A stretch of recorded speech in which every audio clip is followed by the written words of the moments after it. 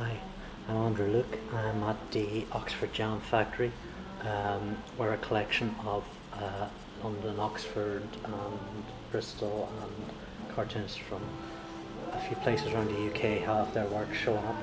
I'm just going to screen a bit around the gallery. You can see the work of Matt Brooker, Disraeli, Sally Ann Hickman, Jess Bradley, Terry Wiley in the far end, it's Jeremy Dennis, Deirdre Warren, Daniel Murren Goodbury, and behind us my own work. Apologise for the poor resolution. What I recording this video for today is to give you all a look at my notable notebook. There's an inscription on the cover, which is a quote from Edward someone or other.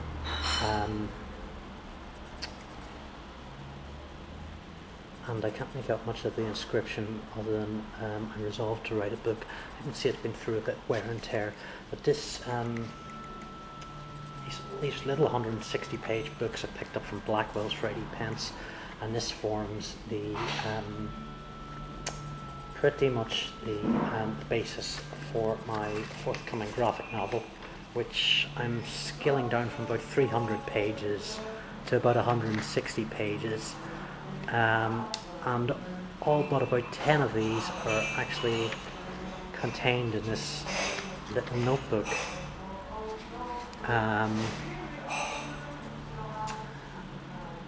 I'm not a big canvas scale type of guy, so this was a godsend to me, and it was a sort of little book I could carry about on buses, while waiting for buses, and also while waiting for buses.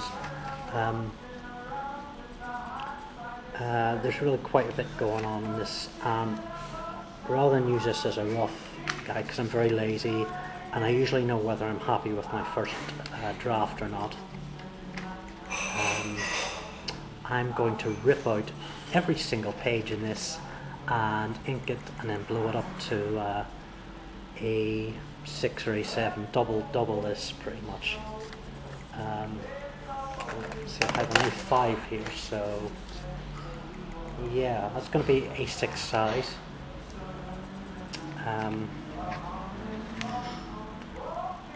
Yep. So this was originally to form the basis of my Don't Get Lost graphic novel.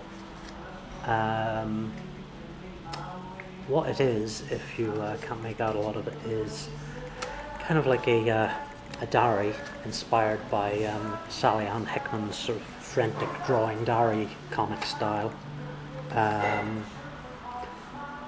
but also probably inspired by a lot of the sort of autobiographical comics I read. Seth Chester Brown, Joe Matt, Adrian Tomine, and I'm not sure it bears a resemblance to any of those. I lived through some pretty interesting times in County Down, and this is kind of a record I had put together in around 6 weeks, of some, I guess, very dangerous times indeed. I realise a bit of shock comics brings in the sales, but unfortunately I've had some pretty rough times in my life, and I'm pretty happy that I've been able to put so many of them down, with a level of distance between myself and the audience. So hopefully a few lessons have been learned.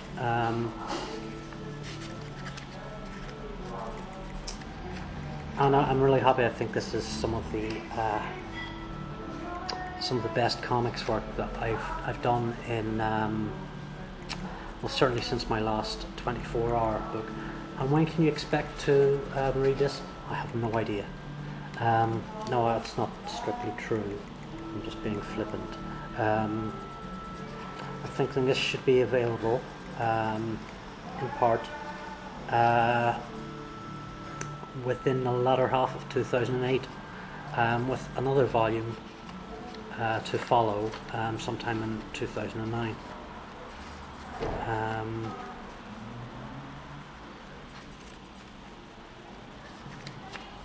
So what we get lost dogs. We get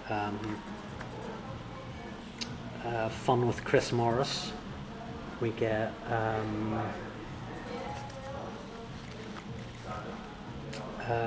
crazy psychos. It's a regular sort of theme in this book. Some very gorgeous essences of humanity, and yeah, and I just, not this great sort of resolution video, but I just want you all to see a bit of this collected under the one volume before it disappears. And it's a handy little sort of, yeah, you can see sort of a level of work in progress, and I guess this is a bloody easy route to making comics. Yeah, thanks for joining me, and feedback good with. Yeah, as long as you don't want to, threaten me, blackmail me, beat me. But cakes with sugary substances, always welcome. Gentlemen, toast to you. Thanks.